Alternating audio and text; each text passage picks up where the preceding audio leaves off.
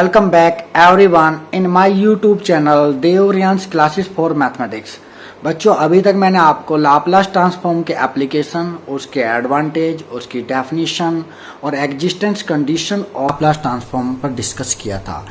आज मैं कुछ एलिमेंट्री फंक्शंस के लाप्लास ट्रांसफॉर्म आपको सिखाने जा रहा हूँ और ये वो फंक्शन है जो हर एक क्वेश्चंस में आपको काम आएंगे। हम हर एक क्वेश्चंस को इन एलिमेंट्री फंक्शन में कन्वर्ट करेंगे, उसके बाद लाप्लास ट्रांसफॉर्म लगाने के बाद क्वेश्चंस को सोल्व करेंगे। तो ये जो आज मैं आपको एलिमेंट्री फंक्शन के लाप्लास ट्रांसफॉर्म बताऊंगा, these are the most important for every question. तो चलो स्टार्ट करते हैं the Laplace transform of some elementary function. Start करते हैं Laplace transform of elementary function. यहाँ पर बेटा आपके लिए 7 एलिमेंट्री फंक्शन ऐसे हैं जिनका लाप्लास ट्रांसफॉर्म मैं आपको सिखाने वाला हूँ।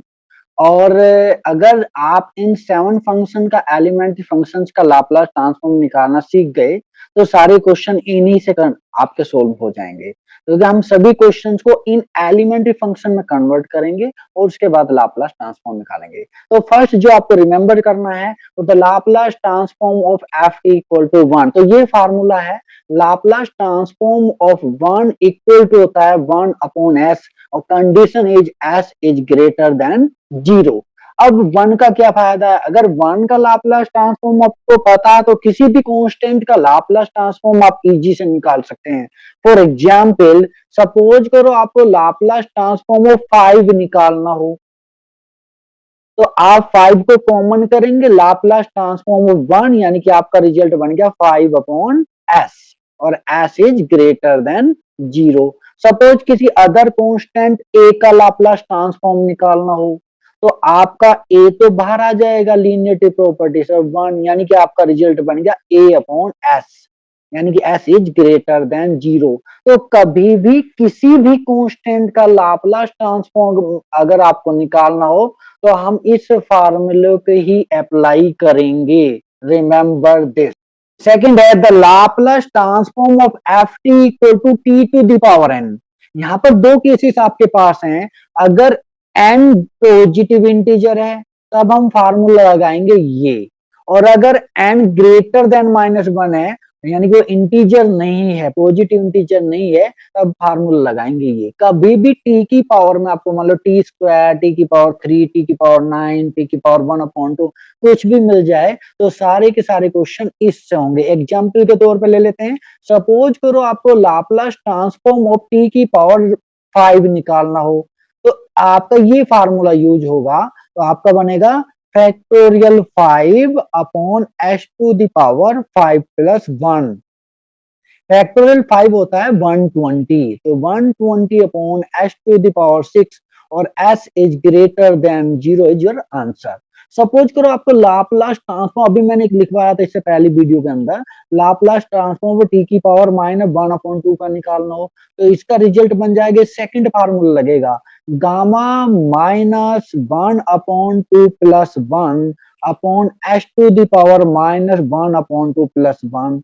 ये बना gamma half upon s to the power 1/2 और गामा हाफ का रिजल्ट होता है √π। Remember this. और ये बन गया √s, तो आपका रिजल्ट आया √π अपॉन s। यानी कभी भी आपको टी की पावर में कुछ नंबर मिलेगा, या तो पॉजिटिव इंटीजर होगा तो फर्स्ट फार्मूला, या कोई फ्रैक्शन होगा तो सेकंड फार्मूला, यानी कि टी की पावर के किसी भी रिजल्ट को सिर्फ और सिर्फ इसी तरीके से निकाला जा सकता है। थर्ड है Laplace transform of e to the power at, यानी कि कभी भी आपको एक्सपोनेंशियल फंक्शन अगर मिलता है तो हमारा फार्मूला होगा 1 upon s minus a।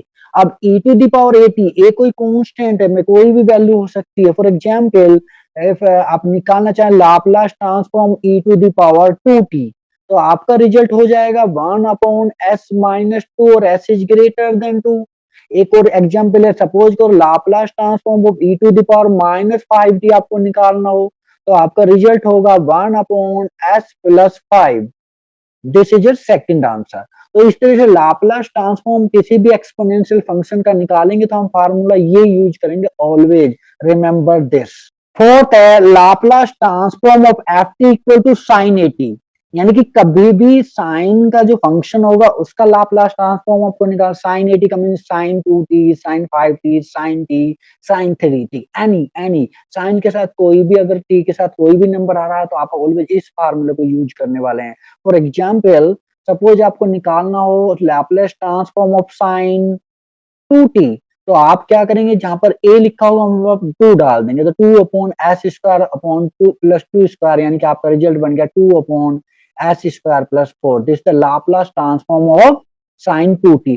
Suppose करो आपको Laplace transform of sign 5t निकालना हो, तो इस बार a को क्या कर देंगे, 5 रख देंगे, तो 5 upon S square plus 25 is your answer.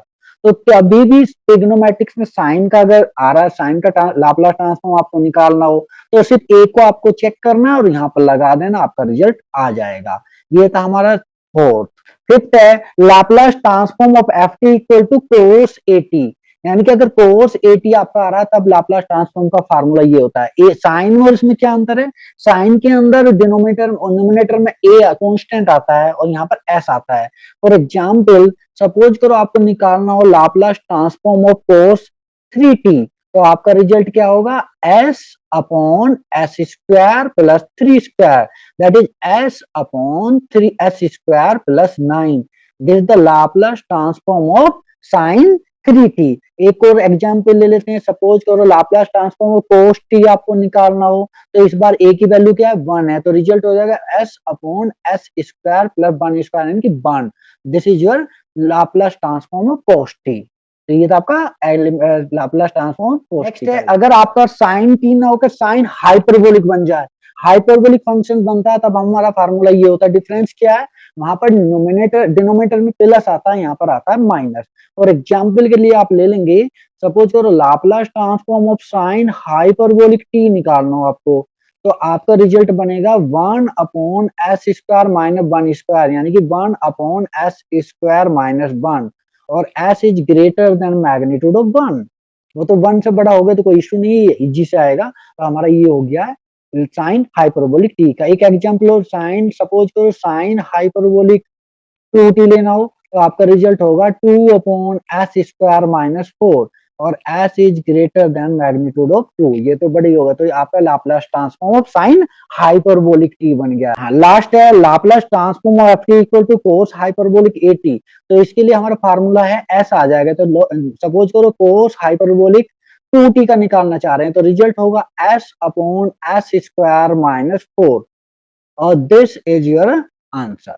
तो ऐसे ही ये एलिमेंट्री ट्रांसफॉर्म के कुछ फंक्शन हो गए, किसी कांस्टेंट का 1 का आ गया आपका, e टू द पावर का, साइन का, t to the power n का हाइपरबोलिक में। तो ये हमारे एलिमेंट्री फंक्शंस के लाप्लास ट्रांसफॉर्म थे। इन 7 रिजल्ट को आपको रिमेंबर करना है, और जब भी हम कभी किसी क्वेश्चन को सोल्व करेंगे तो आगे हम कुछ प्रॉपर्टीज पढ़ने वाले हैं नेक्स्ट क्लास के अंदर। तो प्रॉपर्टीज को यूज करके हम हर एक क्वेश्चन को इन एलिमेंट्री फंक्शन में ब्रेक करेंगे, और ब्रेक करने के बाद ये फार्मूला लगा के सोल्व करेंगे। तो this for Laplace transform of some elementary function. अच्छा बेटा, अगर आपको हमारी ये वीडियो अच्छी लगी हो तो प्लीज इसको लाइक कर दीजिए, और अगर हमारे चैनल को सब्सक्राइब नहीं किया तो काइंडली सब्सक्राइब माय चैनल। और मैं ऐसी वीडियो लगातार अपलोड करने वाला हूँ। लाप्लास ट्रांसफॉर्म खत्म होने के बाद मैं inverse Laplace transform, application to differential equation वाले क्वेश्चन भी कराने वाला हूँ। Thank you for watching.